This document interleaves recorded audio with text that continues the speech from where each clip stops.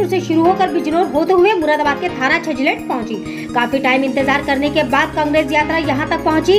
कांग्रेस के पदाधिकारी सदस्यगण भारी मात्रा में मौजूद रहे और यात्रा का स्वागत किया गया। कांग्रेस के वरिष्ठ नेता सलमान खुर्शीद ने सभी का शुक्रिया अदा किया और कहा कि कांग्रेस सरकार आने पर 2 लाख नौकरियां दी जाएंगी और महिलाओं को भी उनके हक पूरे दिए जाएंगे। मानव अधिकार इंडिया न्यूज मुरादाबाद। प्रतिज्ञाएं उत्तर प्रदेश के सामने रखी हैं और हमसे ये अपेक्षा की है कि हम पूरे उत्तर प्रदेश में भ्रमण करेंगे। भ्रमण करके उन प्रतिज्ञाओं को लोगों तक पहुंचाएंगे और लोगों का उत्साह देखेंगे उन प्रतिज्ञाओं के लिए। और मैं मानता हूं कि आप लोगों ने सब यहाँ उत्साह देखा है। जितनी उमंग इन प्रतिज्ञाओं के लिए देखने को मिली है, शायद हाल में किसी राजनीतिक मंच पर ये देखने को नहीं मिला होगा। ये प्रतिज्ञाएं जो अमूलचूल परिवर्तन इस प्रदेश में लाकर देंगी, उसमें सबसे मुख्य है 40% भागीदारी महिलाओं की आने वाले चुनाव में।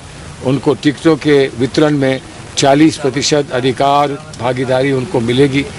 ये मानती है प्रियंका गांधी के एक बहुत बड़ा परिवर्तन हमारे समाज में और हमारी सोच में और हमारी राजनीति में और हमारी व्यवस्था में इससे आएगा। बहुत सशक्त रूप से महिलाएं बाहर निकलेंगी, चुनाव लड़ेंगी।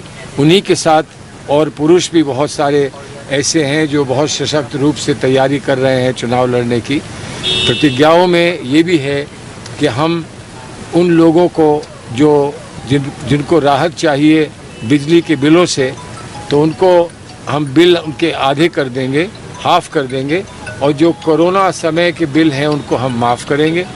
हम ये भी तय करेंगे कि 25,000 रुपया हर उस घर में पहुँचे जहाँ पर किसी की मौत हुई है, किसी को हमने कोरोना में खोया है। और जो आज कोई बीमार होता है तो उसको 10 लाख रुपए तक का पूरा निःशुल्क इलाज होगा। वहीं पर हमारी बालिकाएं जो स्कूल जाती हैं, कॉलेज जाती हैं, उनको स्कूटीज़ मिलेंगी, उनको स्मार्टफोन्स मिलेंगे। और हम ये भी तय कर रहे हैं कि जहाँ तक कर्ज़े हैं वो माफ़ कर दिए जाएं, कर्ज़े माफ़ करें और नौजवानों को रोज़गार दिया जाए। हम कम से कम 20 लाख नौजवानों को रोज़गार देंगे, जिसमें महिलाओं का अधिकार भी होगा, उनका भी हिस्सा होगा। किस हिसाब से किसानों को ऊपर गाड़ी चलाएगी बीजेपी? देखिए, उस पर आपने देखा कि प्रियंका जी ने जाकर गिरफ्तारी भी दी और वो तैयार थी पूरे आंदोलन के लिए। और फिर हमारे दबाव की वजह से, उनके संघर्ष की वजह से राहुल गांधी जी भी आए, हमारे मुख्यमंत्री भी वहाँ पहुँचे। वहाँ पर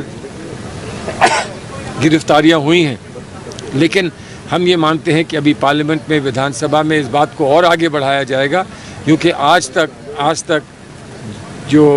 जिसके पुत्र हैं जिनको पकड़ा गया है, वो मंत्री आज तक बर्खास्त नहीं हुए हैं। उनसे ये नहीं कहा है कि आप जब तक होम मिनिस्टर रहेंगे तब तक इसमें निष्पक्ष जांच कैसे होगी। इसका ये संघर्ष हमारा चलेगा। लेकिन ये सिर्फ एक जगह का संघर्ष नहीं है।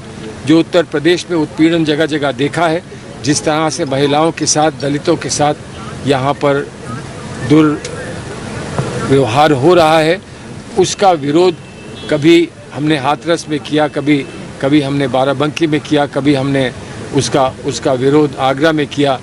उसका विरोध चलेगा और इसीलिए महिलाओं को इतना सशक्त करना चाहती हैं प्रियंका गांधी जी कि महिलाओं को लड़ने की शक्ति मिल जाए। बीजेपी चेयरमैन उस केस को अपने बेटों को लेकर दबाने का मोड में, सत्ता का दबाव, कहीं सरकार दबाव में। देखिए, वो तो आप जानते हैं दबाव में क्या, वो दबा रहे हैं।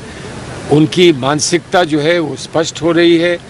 वो ये चाहते हैं कि किसी तरह से कोई भी खड़े होकर आवाज़ उठाता है तो उसको कुचल दें। अब ये ऐसा उदाहरण है कि इसे अब छुपाया नहीं जा सकता।